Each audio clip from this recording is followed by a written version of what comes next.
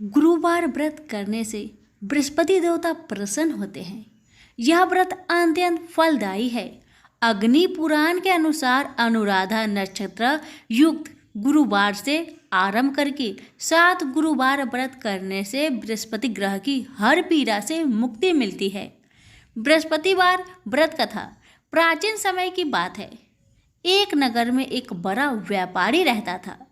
वह जहाजों में माल लादकर दूसरे देशों में भेजा करता था, परंतु उसकी पत्नी अत्यंत कंजूस थी। वह किसी को एक दमड़ी भी नहीं देनी चाहती थी। एक बार सेठ जब दूसरे देश व्यापार करने गया तो पीछे से बृहस्पति देव ने साधु का वेश में उसकी पत्नी से भिक्षा मांगी। व्यापारी की पत्नी बृहस्पति देव से बोली, हे साधु महाराज, मैं इस दान और पुण्य से तंग आ गई हूँ।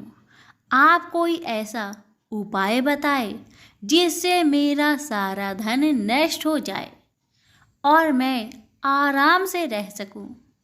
मैं यह धन लुटता हुआ नहीं देख सकती। बृहस्पति देव ने कहा, हे देवी, तुम बड़ी विचित्र हो। संतान और धन से कोई दुखी होता है? अगर अधिक धन है तो इसे शुभ कार्यों में लगाओ।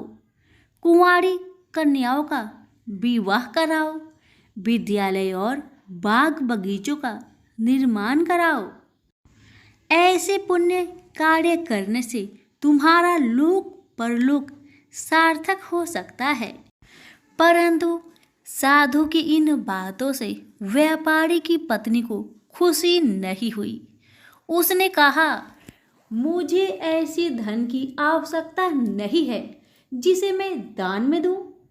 तब बृहस्पति देव बोले, यदि तुम्हारी ऐसी इच्छा है तो तुम एक उपाय करना। 7 बृहस्पतिवार घर को गोबर से लिपना। अपने केशों को पीली मिट्टी से धोना। केशों को धोते समय स्नान करना। व्यापारी से हजामत बनाने को कहना। भोजन में मांस मदिरा खाना। कपड़े अपने घर धोना। ऐसा करने से तुम्हारा सारा धन नष्ट हो जाएगा। इतना कहकर बृहस्पति देव अंतर्ध्यान हो गए। व्यापारी की पत्नी ने बृहस्पति देव के कहे अनुसार 7 बृहस्पतिवार वैसा ही करने का निश्चय किया। केवल 3 बृहस्पतिवार बीते थे कि उसके समस्त धन संपत्ति नष्ट हो गई और वह परलोक सिधार गई। जब व्यापारी वापस आया तो उसने देखा कि उसका सब कुछ नष्ट हो चुका है। उस व्यापारी ने अपनी पुत्री को सत्वाना दी और दूसरे नगर जाकर बस गया। वहाँ वह जंगल से लकड़ी काटकर लाता और शहर में बेचता। इस तरह वह अपना जीवन व्यतीत करने लगा। एक दिन उसकी पुत्री ने दही खाने की इच्छा प्रकट की, लेकिन व्यापारी के पास दही खरीदने के पैसे नहीं थे। वह अपनी पुत्री को अवशासन देकर जंगल में लकड़ी काटने चला गया। वहाँ एक वृक्ष के नीचे बैठ अपनी पूर्व दशा पर विचार कर रोने लगा। उस दिन बृहस्पतिवार था। तभी वहाँ बृहस्पति देव साधु के रूप में सेठ के पास आए और बोले, हे मनुष्य, तू इस जंगल में किस चिंता से बैठा है? तब व्यापारी बोला, हे महाराज, आप सब कुछ जानते हैं। इतना कहकर व्यापारी अपनी कहानी सुनाकर रो पड़ा। बृहस्पति देव बोले, देखो बेटा, तुम्हारी पत्नी ने बृहस्पति देव का अपमान किया था, इसी कारण तुम्हारा यह हाल हुआ है। लेकिन अब तुम किसी प्रकार की चिंता मत करो। तुम गुरुवार के दिन बृहस्पति देव का पाठ करो। 2 पैसे के चने और गुड़ को लेकर जल के लोटे में शक्कर डालकर वह अमृत और प्रसाद अपने परिवार के सदस्यों और कथा सुनने वालों में बांट दो। स्वयं भी प्रसाद और चनरा मिनट लो, भगवान तुम्हारा अवश्य कल्याण करेंगे। साधु की बात सुनकर व्यापारी बोला, महाराज, मुझे तो इतना भी नहीं बचता कि मैं अपनी पुत्री को दही लाकर दे सकूं। इस पर साधु जी बोले, तुम लकड़ियां शहर में बेचने जाना, तुम्हें लकड़ियों के दाम पहले से चौगुने मिलेंगे, जिससे तुम्हारे सारे कार्य सिद्ध हो जाएंगे। उसने लकड़ियां काटी और शहर में बेचने के लिए चल पड़ा। उसकी लकड़ियां अच्छे दाम में बिक गई, जिससे उसने अपनी पुत्री के लिए दही लिया और गुरुवार की कथा हेतु चना गुड़ लेकर कथा की और प्रसाद बांटकर स्वयं भी खाया। उसी दिन परंतु अगले बृहस्पतिवार को वह कथा करना भूल गया। अगले दिन वहां के राजा ने एक बड़े यज्ञ का आयोजन कर पूरे नगर के लोगों के लिए भोज का आयोजन किया।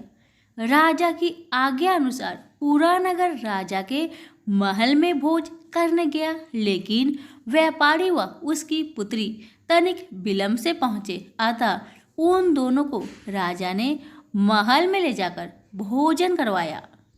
जब वे दोनों लौटकर आए तब रानी ने देखा कि उसका खूंटी पर टंगा हार गायब है। रानी को व्यापारी और उसकी पुत्री पर संदेह हुआ कि उसका हार उन दोनों ने ही चुराया है। राजा के आज्ञा से उन दोनों को कारावास की कोठरी में कैद कर दिया गया। कैद में पड़कर दोनों अत्यंत दुखी हुए। वहां उन्होंने बृहस्पति देवता का स्मरण किया। बृहस्पति देव ने प्रकट होकर व्यापारी को उसकी भूल का आभास कराया और उन्हें सलाह दी कि गुरुवार के दिन कैद खाने के दरवाजे पर तुम्हें 2 पैसे मिलेंगे। उनसे तुम चने और मुनक्का मंगवाकर विधि पूर्वक बृहस्पति देवता का पूजन करना, तुम्हारे सब दुख दूर हो जाएंगे। बृहस्पतिवार को कैद खाने के द्वार पर उन्हें 2 पैसे मिले। बाहर सड़क पर एक स्त्री जा रही थी। व्यापारी ने उसे बुलाकर गुड़ और चने लाने को कहा। इस पर वह स्त्री बोली, मैं अपने बहू के लिए गहने लेने जा रही हूँ, मेरे पास समय नहीं है। इतना कहकर वह चली गई। थोड़ी देर बाद वहां से एक और स्त्री निकली। व्यापारी ने उसे बुलाकर कहा कि हे बहन, मुझे बृहस्पतिवार की कथा करनी है, तुम मुझे 2 पैसे का गुड़ चना ला दो। बृहस्पति देव का नाम सुनकर वह स्त्री बोली, भाई, मैं तुम्हें अभी गुड़ चना लाकर देती हूँ। मेरा एकलौता पुत्र मर गया है, मैं उसके लिए कफन लेने जा रही थी, लेकिन मैं पहले तुम्हारा काम करूँगी, उसके बाद अपने पुत्र के लिए कफन लाऊंगी। वह स्त्री बाजार से व्यापारी के लिए गुड़ चना ले आई और स्वयं भी बृहस्पति देव की कथा सुनी। कथा के समाप्त होने पर वह स्त्री कफन लेकर घर गई। घर पर लोग उसके पुत्र की लाश को राम नाम सत्य है कहते हुए शमशान ले जाने की तैयारी कर रहे थे। स्त्री बोली, मुझे अपने लड़के का मुख देख लेने दो। अपने पुत्र का मुख देखकर उस स्त्री ने उसके मुख में प्रसाद और चंद्रामृत डाला। प्रसाद और चंद्रामृत के प्रभाव से वह पुनः जीवित हो गया। उसी रात बृहस्पति देव राजा के सपने में आए और बोले, हे राजन, तूने जिस व्यापारी और उसके पुत्री को जेल में कैद कर रखा है वह बिल्कुल निर्दोष है। तुम्हारी रानी का हार वही खूंटी पर टांगा है। दिन निकलता तो राजा रानी ने हार खूंटी पर लटका हुआ पाया। राजा ने उस व्यापारी और उसकी पुत्री को रिहा कर दिया और उन्हें आधा राज्य देकर उसकी पुत्री का विवाह उच्च कुल में कराकर दहेज में हीरे जवाहरात दिए। सभी प्रेम से बोलिए, बृहस्पति देव की जय हो। बृहस्पतिवार व्रत कथा।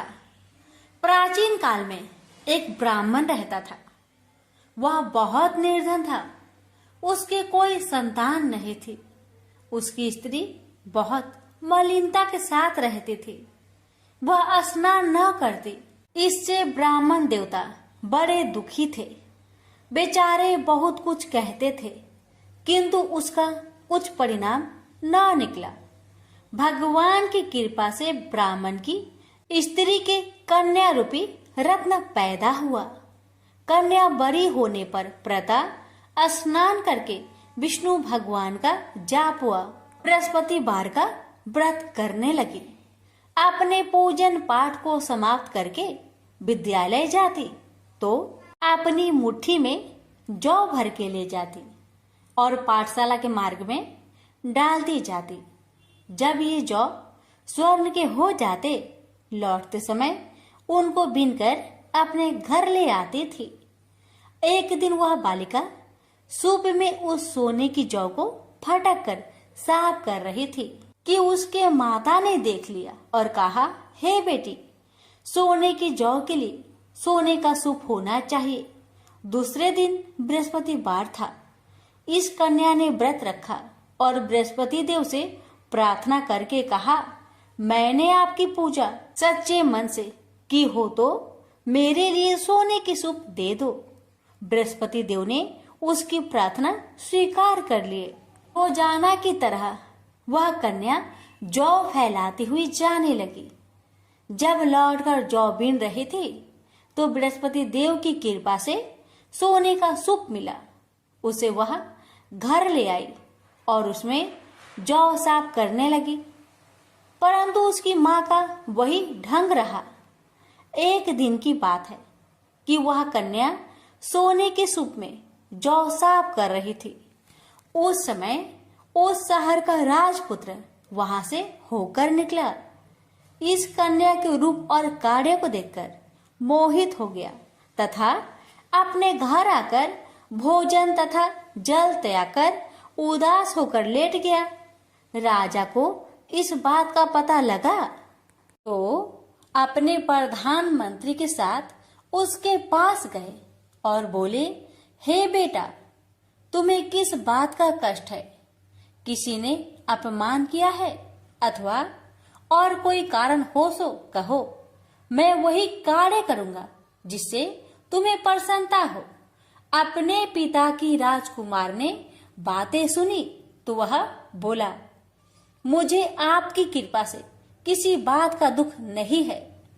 किसी ने मेरा अपमान नहीं किया है, परंतु मैं उस लड़की से विवाह करना चाहता हूँ जो सोने की सूप में जौ साफ कर रही थी। यह सुनकर राजा आश्चर्य में पड़ गया और बोला, हे बेटा, इस तरह की कन्या का पता तुम्हें लगाओ, मैं उसके साथ तेरा विवाह अवश्य ही करवा दूंगा। राजकुमार ने उस लड़की के घर का पता बतलाया। तब मंत्री उस लड़की के घर गए और ब्राह्मण देवता को सभी हाल बतलाया। ब्राह्मण देवता राजकुमार के साथ अपनी कन्या का विवाह करने के लिए तैयार हो गए तथा विधि विधान के अनुसार ब्राह्मण की कन्या का विवाह राजकुमार के साथ हो गया। कन्या के घर से जाते ही पहले की भांति उस ब्राह्मण देवता के घर में गरीबी का निवास हो गया। अब भोजन के लिए भी अन्न बड़ी मुश्किल से मिलता था। एक दिन दुखी होकर ब्राह्मण देवता अपनी पुत्री के पास गए। बेटी ने पिता की दुखी अवस्था को देखा और अपनी माँ का हाल पूछा। तब ब्राह्मण ने सभी हाल कहा। कन्या ने बहुत सा धन देकर अपने पिता को विदा कर दिया। इस तरह ब्राह्मण का कुछ समय सुखपूर्वक व्यतीत हुआ। कुछ दिन बाद फिर वही हाल हो गया।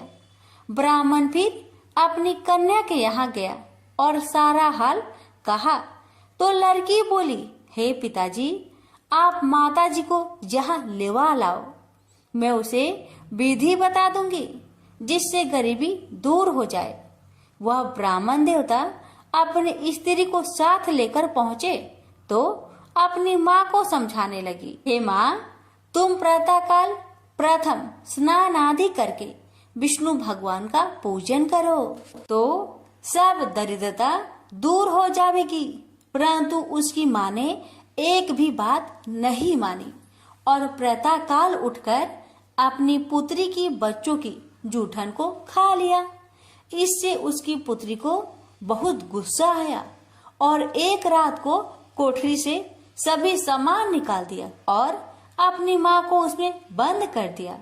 प्रातःकाल उसे निकाला तथा स्नान आदि करा के पाठ करवाया तो उसकी माँ की बुद्धि ठीक हो गई और फिर प्रत्येक बृहस्पतिवार को व्रत रखने लगी।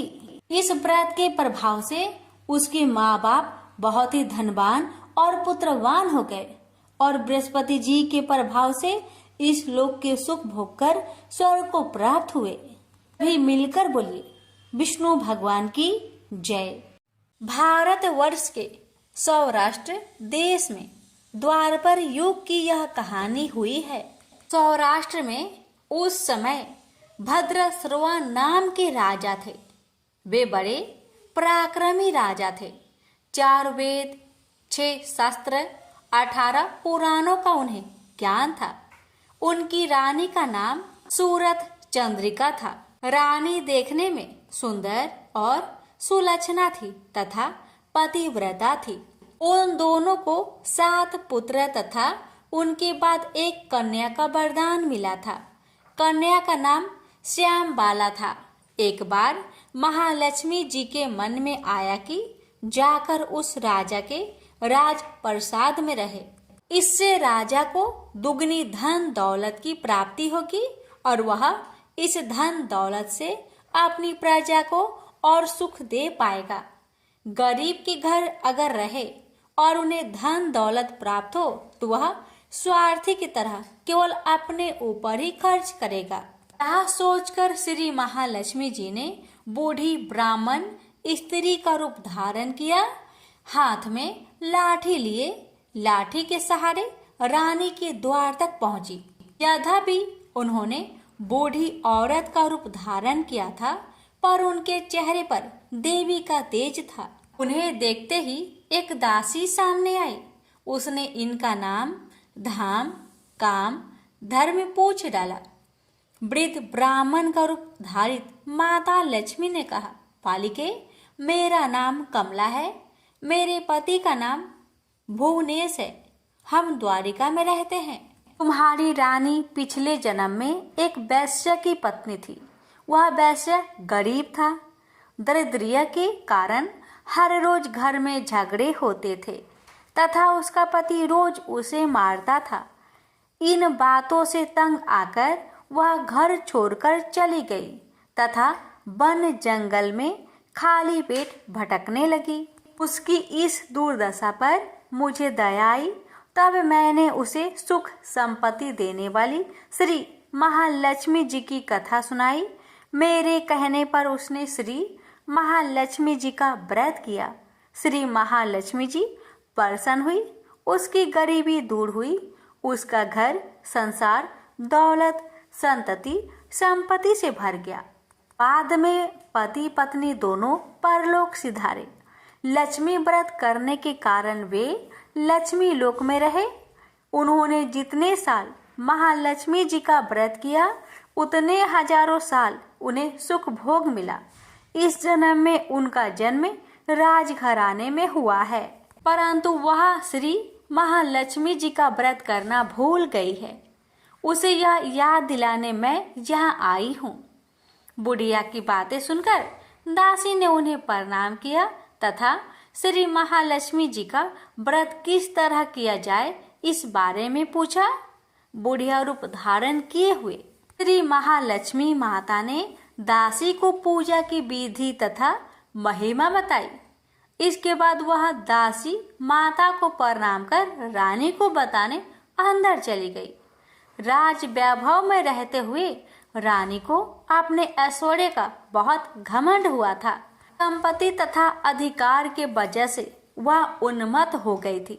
दासी द्वारा बताई गई बुढ़िया की बातें सुनकर वह आग बबूला हो गई और राजद्वार पर आकर बुढ़िया रूपी श्री महालक्ष्मी पर बरस पड़ी।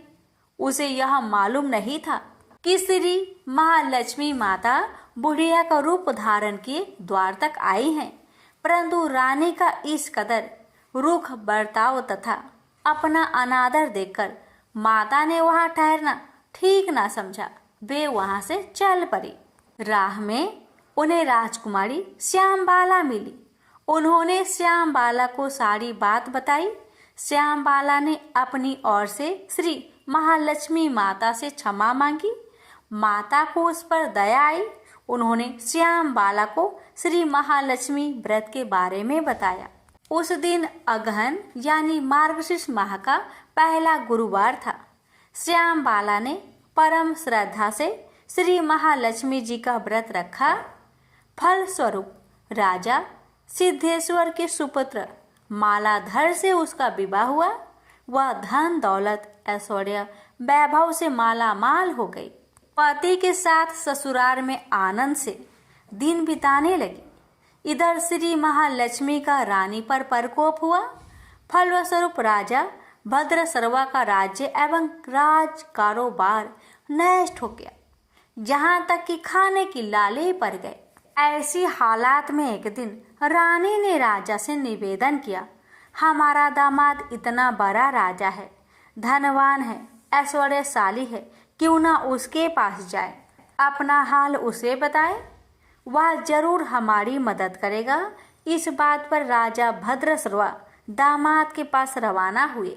राज्य में पहुंचकर एक तालाब के किनारे थोड़ी देर विश्राम लेने के लिए ठहरे। तालाब से पानी पीने आते जाते दासियों ने उन्हें देखा। उन्होंने विनम्रता से उनकी पूछताछ की। जब उन्हें यह मालूम हुआ कि वे रानी श्यामबाला के पिता है, तो दौड़ते हुए जाकर उन्होंने रानी को सारी बात बताई। रानी ने दासी के हाथ राज परिधान भेजकर बड़े ठाट से उनका स्वागत किया तथा आदर सत्कार किया, खान पान करवाया। जब वे लौटने लगे तो सोने की मोहरों से भरा घड़ा दिया। राजा भद्रसर्वा जब वापस लौटे तो उन्हें देखकर रानी सूरत चंद्रिका खुश हुई। उन्होंने सोने की मोहर से भरे घड़े का मुख खोला, पर हाय भगवान, घड़े में धन के बदले कोयले मिले।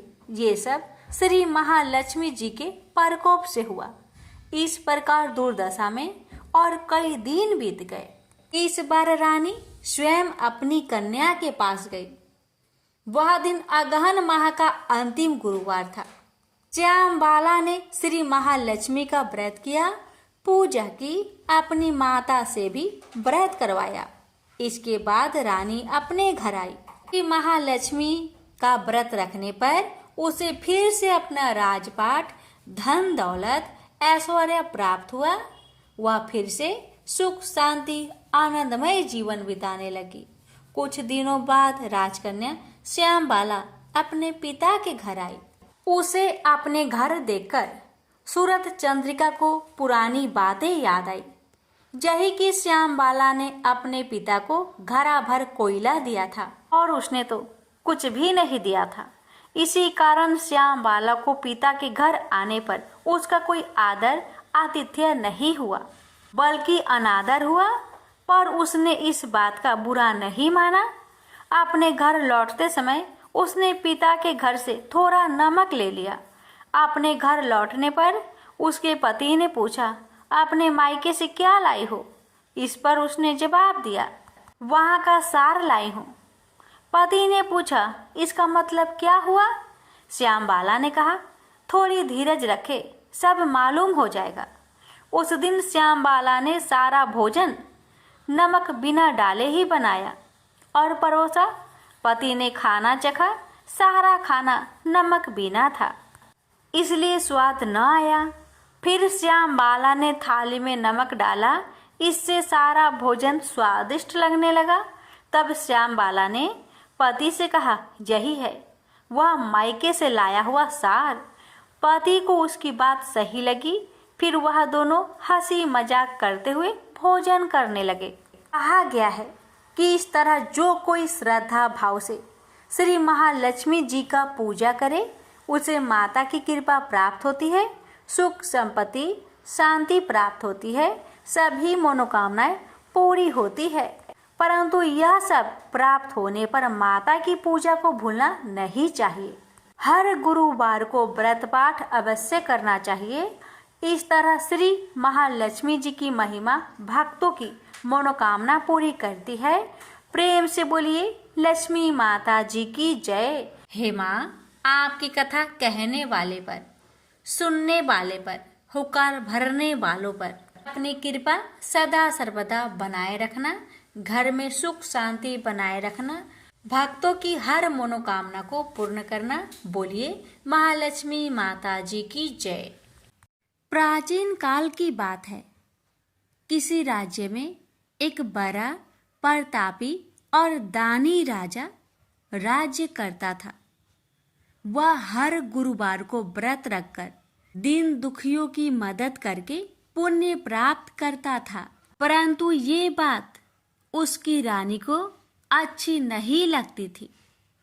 वह न तो व्रत करती थी और न ही दान पुण्य में विश्वास रखती थी।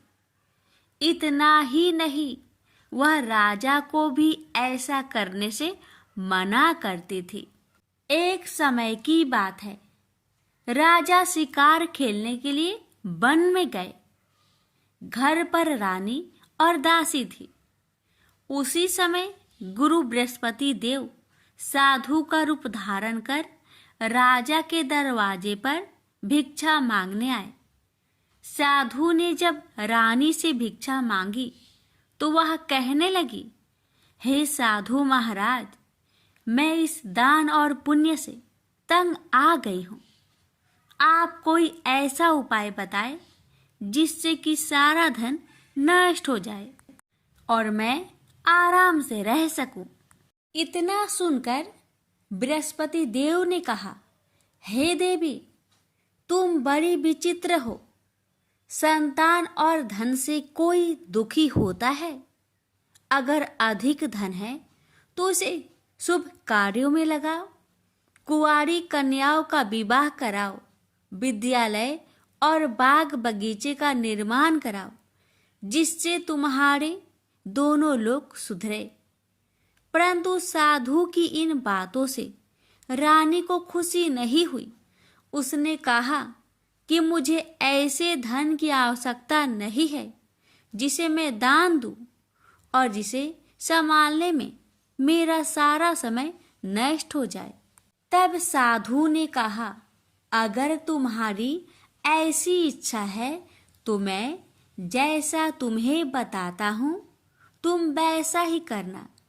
गुरुवार के दिन तुम घर को गोबर से लिपना, अपने बालों को पीली मिट्टी से धोना, राजा से हजामत बनाने को कहना, भोजन में मांस मदिरा का प्रयोग करना, कपड़े धोबी के यहाँ धुलने देना। इस प्रकार 7 बृहस्पतिवार करने से तुम्हारा समस्त धन नष्ट हो जाएगा। इतना कहकर साधु के रूप में बृहस्पति देव अंतर्ध्यान हो गए। साधु के अनुसार कई बातों को पूरा करते हुए रानी को केवल 3 बृहस्पतिवार ही बीते थे कि उसकी समस्त धन संपत्ति नष्ट हो गई। भोजन के लिए राजा का परिवार तरसने लगा। तब एक दिन राजा ने रानी से बोला कि हे रानी, तुम यहीं रहो, मैं दूसरे देश को जाता हूँ, क्योंकि यहाँ पर सभी लोग मुझे जानते हैं, इसलिए मैं कोई छोटा कार्य नहीं कर सकता। ऐसा कहकर राजा दूसरे देश चला गया। वहाँ वह जंगल से लकड़ी काट कर लाता और शहर में बेचता। इस तरह वह अपना जीवन व्यतीत करने लगा। इधर राजा के परदेश जाते ही रानी और दासी दुखी रहने लगी। एक बार जब रानी और दासी को 7 दिन तक बिना भोजन के रहना पड़ा, तो रानी ने अपनी दासी से कहा, हे दासी, पासी के नगर में मेरी बहन रहती है, वह बड़ी धनवान है, तो उसके पास जा और कुछ ले आ। ताकि थोड़ी बहुत गुजर बसर हो जाए। दासी रानी की बहन के पास गई। उस दिन गुरुवार था और रानी की बहन उस समय बृहस्पतिवार व्रत की कथा सुन रही थी। दासी ने रानी की बहन को अपनी रानी का संदेश दिया, लेकिन रानी की बड़ी बहन ने कोई उत्तर नहीं दिया। जब दासी को रानी की बहन से कोई उत्तर नहीं मिला तो वह बहुत दुखी हुई और उसे क्रोध भी आया। दासी ने वापस आकर रानी को सारी बात बता दी। ये सुनकर रानी ने अपने भाग्य को कोसा। उधर रानी की बहन ने सोचा कि मेरी बहन की दासी आई थी, परंतु मैं उससे नहीं बोली, इससे वह बहुत दुखी हुई होगी। कथा सुनकर और पूजा समाप्त करके वह अपनी बहन के घर आई और कहने लगी, हे बहन, मैं बृहस्पतिवार का व्रत कर रही थी। तुम्हारी दासी मेरे घर आई थी, परंतु जब तक कथा होती है तब तक ना तो उठते हैं और ना ही बोलते हैं, इसलिए मैं नहीं बोली। बताओ दासी, क्यों आई थी?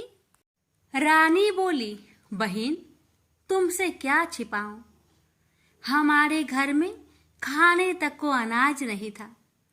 ऐसा कहते कहते रानी की आंखें भर आई। उसने दासी समेत पिछले 7 दिनों से भूखे रहने तक की बात अपनी बहन को विस्तार पूर्वक सुना दी। रानी की बहन बोली, देखो बहन, भगवान बृहस्पति देव सबकी मनोकामना को पूर्ण करते हैं। देखो, शायद तुम्हारे घर में अनाज रखा हो।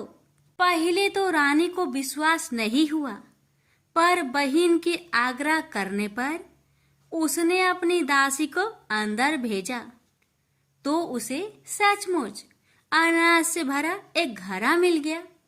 यह देखकर दासी को बड़ी हैरानी हुई।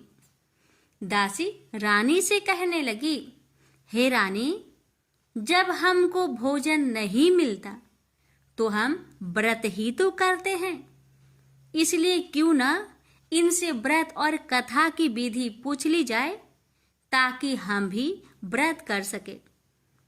तब रानी ने अपनी बहन से बृहस्पतिवार व्रत के बारे में पूछा।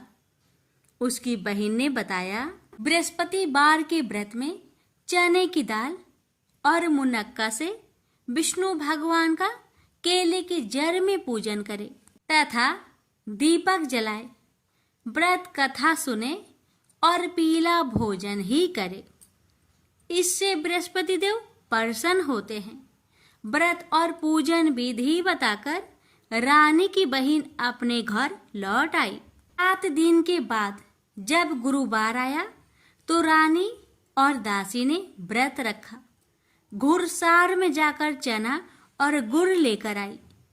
फिर उससे केले की जड़ तथा विष्णु भगवान का पूजन किया। अब पीला भोजन कहाँ से आए? इस बात को लेकर दोनों बहुत दुखी थे। चूंकि उन्होंने व्रत रखा था, इसलिए बृहस्पति देव उनसे प्रसन्न थे।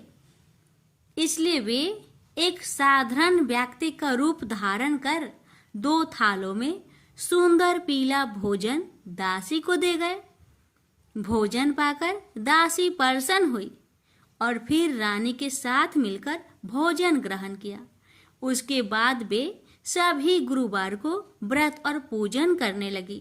बृहस्पति भगवान की कृपा से उनके पास फिर से धन संपत्ति आ गई, परंतु रानी फिर से पहले की तरह आलस्य करने लगी। तब दासी बोली, देखो रानी, तुम पहले भी इस प्रकार आलस्य करती थी। तुम्हें धन रखने में कष्ट होता था, इस कारण सभी धन नष्ट हो गया, और अब जब भगवान बृहस्पति की कृपा से धन मिला है तो तुम्हें फिर से आलस्य होता है। रानी को समझाते हुए दासी कहती है कि बड़ी मुसीबतों के बाद हमने यह धन पाया है, इसलिए हमें दान पुण्य करना चाहिए, भूखे मनुष्य को भोजन कराना चाहिए और धन को शुभ कार्य में खर्च करना चाहिए, जिससे तुम्हारे कुल का यश बढ़ेगा, स्वर्ग की प्राप्ति होगी और पितृ प्रसन्न होंगे। दासी की बात मानकर रानी अपना धन शुभ कार्य में खर्च करने लगी, जिससे पूरे नगर में उसका यश फैलने लगा। बृहस्पतिवार व्रत कथा के बाद श्रद्धा के साथ आरती की जानी चाहिए। इसके बाद प्रसाद बांटकर उसे ग्रहण करना चाहिए। एक दिन राजा दुखी होकर जंगल में एक पेड़ के नीचे आसन जमाकर बैठ गया। वह अपनी दशा को याद करके व्याकुल होने लगा। बृहस्पतिवार का दिन था। एकाएक उसने देखा कि निर्जन वन में एक साधु प्रकट हुए। वह साधु भेष में स्वयं बृहस्पति देवता थे। लकड़हारे के सामने आकर बोले, हे लकड़हारे, इस सुनसान जंगल में तू चिंता मग्न क्यों बैठा है?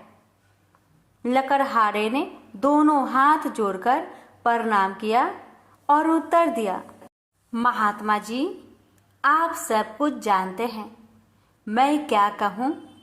यह कहकर रोने लगा और साधु को अपनी आत्मकथा सुनाई। महात्मा जी ने कहा, तुम्हारी स्त्री ने बृहस्पति के दिन बृहस्पति भगवान का निरादर किया है, जिसके कारण रुष्ट होकर उन्होंने तुम्हारी यह दशा कर दी।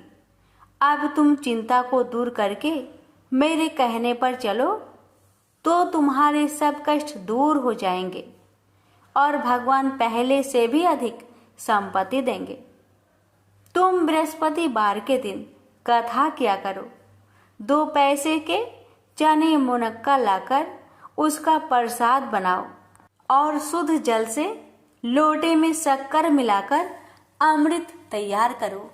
कथा के पश्चात अपने सारे परिवार और सुनने वाले प्रेमियों में अमृत व प्रसाद बांटकर आप भी ग्रहण करो।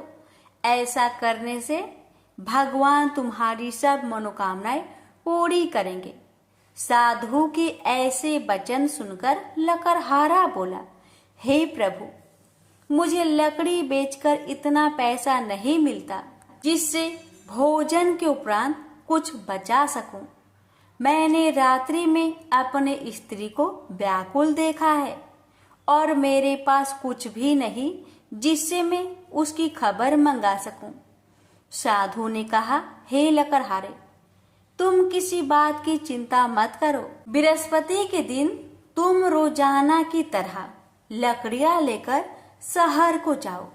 तुम्हारे रोज से दुगुना धन प्राप्त होगा, जिससे तुम भली भांति भोजन कर लोगे तथा बृहस्पति देव की पूजा का सामान भी आ जाएगा। इतना कहकर साधु अंतर्ध्यान हो गए। धीरे धीरे समय व्यतीत होने पर फिर वही बृहस्पतिवार का दिन आया। लकड़हारा जंगल से लकड़ी काटकर किसी शहर में बेचने गया। उसे उस दिन और दिन से अधिक पैसा मिला। राजा ने चना गुड़ आदि लाकर गुरुवार का व्रत किया। उस दिन से उसके सभी कलेश दूर हुए। परंतु जब दोबारा गुरुवार का दिन आया तो बृहस्पतिवार का व्रत करना भूल गया। इस कारण बृहस्पति भगवान नाराज हो गए। उस दिन उस नगर के राजा ने विशाल यज्ञ का आयोजन किया तथा शहर में यह घोषणा करा दी कि कोई भी मनुष्य अपने घर में भोजन न बनावे, न आग जलावे। समस्त जनता मेरे यहाँ भोजन करने आवे। इस आज्ञा को जो न मानेगा उसे फांसी की सजा दी जाएगी। इस तरह की घोषणा संपूर्ण नगर में करवा दी गई। राजा की आज्ञा अनुसार शहर के सभी लोग भोजन करने गए, लेकिन लकड़हारा कुछ देर से पहुंचा, इसलिए राजा उसको अपने साथ घर लिवा ले गए और ले जाकर भोजन करा रहे थे तो रानी की दृष्टि उस खूंटी पर पड़ी जिस पर उसका हार लटका हुआ था वह वहां पर दिखाई नहीं दिया। रानी ने निश्चय किया कि मेरा हार इस मनुष्य ने चुरा लिया है। उसी समय सिपाहियों को बुलवाकर उसको कारागार में डलवा दिया। जब लकड़हारा कारागार में पड़ गया और बहुत दुखी होकर विचार करने लगा कि ना जाने कौन से पूर्व जन्म के कर्म से मुझे यह दुख प्राप्त हुआ है, और उसी साधु को याद करने लगा जो कि जंगल में मिला था। उसी समय तत्काल बृहस्पति देव साधु के रूप में प्रकट हुए और उसकी दशा को देखकर कहने लगे, अरे मूर्ख, तूने बृहस्पति देव की कथा नहीं करी, इस कारण तुझे दुख प्राप्त हुआ है। अब चिंता मत कर, बृहस्पतिवार के दिन कारागार के दरवाजे पर 4 पैसे पड़े मिलेंगे। उनसे तू बृहस्पति देव की पूजा करना, तेरे सभी कष्ट दूर हो जाएंगे। बृहस्पति के दिन उसे 4 पैसे मिले। लकड़हारे ने कथा कही। उसे रात्रि को बृहस्पति देव ने उस नगर के राजा को सपने में कहा, हे राजा, तुमने जिस आदमी को कारागार में बंद किया है वह निर्दोष है, वह राजा है, उसे छोड़ देना। रानी का हार उसी खूंटी पर लटका है। अगर तू ऐसा नहीं करेगा तो मैं तेरे राज्य को नष्ट कर दूंगा। इस तरह रात्रि के सपनों को देखकर राजा प्रातः काल उठा और खूंटी पर हार देखकर लकड़हारे को बुलाकर क्षमा मांगी तथा लकड़हारे को योग सुंदर वस्त्र आभूषण देकर विदा कर दिया। बृहस्पति देव की आज्ञा अनुसार लकड़हारा अपने नगर को चल दिया। राजा जब अपने नगर के निकट पहुंचा तो उसे बड़ा आश्चर्य हुआ। नगर में पहले से अधिक बाग, तालाब, कुएं तथा बहुत सी धर्मशाला, मंदिर आदि बन गई है। राजा ने पूछा, यह किसका बाग और धर्मशाला है? तब नगर के सब लोग कहने लगे, यह सब रानी और बांदी की है। तो राजा को आश्चर्य हुआ और गुस्सा भी आया। जब रानी ने यह खबर सुनी कि राजा आ रहे हैं तो उन्होंने बांदी से कहा कि हे दासी, देख, राजा हमको कितनी बुरी हालत में छोड़ गए थे। हमारी ऐसी हालत देखकर वह लौट न जाए, इसलिए तू दरवाजे पर खड़ी हो जा। आज्ञा अनुसार दासी दरवाजे पर खड़ी हो गई। राजा आए तो उन्हें अपने साथ लिवा लाई। तब राजा ने क्रोध करके अपनी रानी से पूछा कि यह धन तुम्हें कैसे प्राप्त हुआ? तब उन्होंने कहा, हमें यह सब धन बृहस्पति देव के इस व्रत के प्रभाव से प्राप्त हुआ है। राजा ने निश्चय किया कि 7 रोज बाद तो सभी बृहस्पति देव का पूजन करते हैं, परंतु मैं प्रतिदिन दिन में 3 बार कहानी तथा रोज व्रत किया करूंगा। अब हर समय राजा ने दुपट्टे में चने की दाल बांधी रहती तथा दिन में 3 बार कहानी कहता। एक रोज राजा ने विचार किया कि चलो अपनी बहन के यहाँ हो आवे। इस तरह निश्चय कर राजा घोड़े पर सवार हो अपनी बहन के यहाँ को चलने लगा। मार्ग में उसने देखा कि कुछ आदमी एक मुर्दे को लिए जा रहे हैं। उन्हें रोककर राजा कहने लगा, अरे भाइयों, मेरी बृहस्पति देव की कथा सुन लो। वे बोले, लो, हमारा तो आदमी मर गया है, इसको अपनी कथा की परी है। परंतु कुछ आदमी बोले, अच्छा कहो, हम तुम्हारी कथा भी सुनेंगे। राजा ने दाल निकाली और जब कथा आधी हुई थी कि मुर्दा हिलने लग गया, और जब कथा समाप्त हो गई तो राम राम करके मनुष्य उठकर खड़ा हो गया। आगे मार्ग में उसे एक किसान खेत में हल चलाता मिला। राजा ने उसे देख और उससे बोले, अरे भैया, तुम मेरी बृहस्पतिवार की कथा सुन लो। किसान बोला, जब तक मैं तेरी कथा सुनूंगा तब तक 4 हरैया जोत लूंगा। जा अपनी कथा किसी और को सुनाना। इस तरह राजा आगे चलने लगा। राजा के हटते ही बैल पछाड़ खाकर गिर गए तथा किसान के पेट में बड़ी जोर का दर्द होने लगा। उस समय उसकी माँ रोटी लेकर आई। उसने जब यह देखा तो अपने पुत्र से सब हाल पूछा और बेटे ने भी सभी हाल कह दिया। तो बुढ़िया दौड़ी दौड़ी उस घोड़ सवार के पास गई और उससे बोली कि मैं तेरी कथा सुनूंगी, तू अपनी कथा मेरे खेत पर चलकर ही कहना। राजा ने बुढ़िया के खेत पर जाकर कथा कही। इसके सुनते ही वह बैल उठ खड़ा हुई तथा किसान के पेट का दर्द भी बंद हो गया। राजा अपनी बहन के घर पहुंचा। बहन ने भाई की खूब मेहमानी की। दूसरे रोज प्रातःकाल राजा जागा तो वह देखने लगा कि सब लोग भोजन कर रहे हैं। राजा ने अपनी बहन से कहा, ऐसा कोई मनुष्य है जिसने भोजन नहीं किया हो? मेरी बृहस्पतिवार की कथा सुन ले। बहन बोली, हे भैया, यह देश ऐसा ही है कि पहले यहाँ लोग भोजन करते हैं, बाद में अन्य काम करते हैं। अगर कोई पड़ोस में हो तो देख आऊं। वह ऐसा कहकर देखने चली गई, परंतु उसे कोई ऐसा व्यक्ति नहीं मिला जिसने भोजन न किया हो। अतः वह एक कुम्हार के घर गई जिसका लड़का बीमार था। उसे मालूम हुआ कि उनके यहाँ 3 रोज से किसी ने भोजन नहीं किया है। रानी ने अपने भाई की कथा सुनने के लिए कुम्हार से कहा। वह तैयार हो गया। राजा ने जाकर बृहस्पतिवार की कथा कही, जिसको सुनकर उसका लड़का ठीक हो गया। अब तो राजा की प्रशंसा होने लगी। एक रोज राजा ने अपनी बहन से कहा कि हे बहन, हम अपने घर को जाएंगे, तुम भी तैयार हो जाओ। राजा की बहन ने अपनी सास से कहा। सास ने कहा, हाँ चली जा, परंतु अपने लड़कों को मत ले जाना, क्योंकि तेरे भाई के कोई औलाद नहीं है। बहन ने अपने भैया से कहा, हे भैया, मैं तो चलूंगी पर कोई बालक नहीं जाएगा। राजा बोला, जब कोई बालक नहीं चलेगा तब तुम ही क्या करोगी? बड़े दुखी मन से राजा अपने नगर को लौट आया। राजा ने अपनी रानी से कहा, हम निरवंशी है, हमारा मुंह देखने का धर्म नहीं है और कुछ भोजन आदि नहीं किया।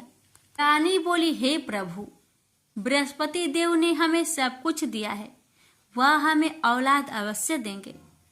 उसी रात को बृहस्पति देव ने राजा से सपने में कहा, हे राजा, उठ, सभी सोच त्याग दे, तेरी रानी गर्भ से है। राजा को यह बात सुनकर बड़ी खुशी हुई। 9वें महीने में उसके गर्भ से एक सुंदर पुत्र पैदा हुआ।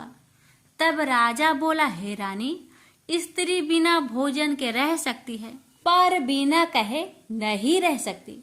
जब मेरी बहन आवे तुम उससे कुछ मत कहना। रानी ने सुनकर हाँ कर दिया।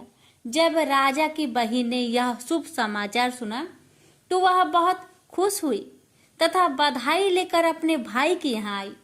तभी रानी ने कहा, घोड़ा चढ़कर तो नहीं आई, गधा चढ़ी आई। राजा की बहन बोली, भाभी, मैं इस प्रकार न कहती तो तुम्हें औलाद कैसे मिलती? बृहस्पति देव ऐसे ही हैं, ऐसी जिसके मन में कामनाएं हैं सभी को पूर्ण करते हैं। जो सदा भावना पूर्वक बृहस्पतिवार का व्रत करता है एवं कथा पढ़ता अथवा सुनता है, दूसरों को सुनाता है, बृहस्पति देव उसकी सभी मनोकामना पूर्ण करते हैं। तो प्रेम से बोलिए, बृहस्पति भगवान की जय हो।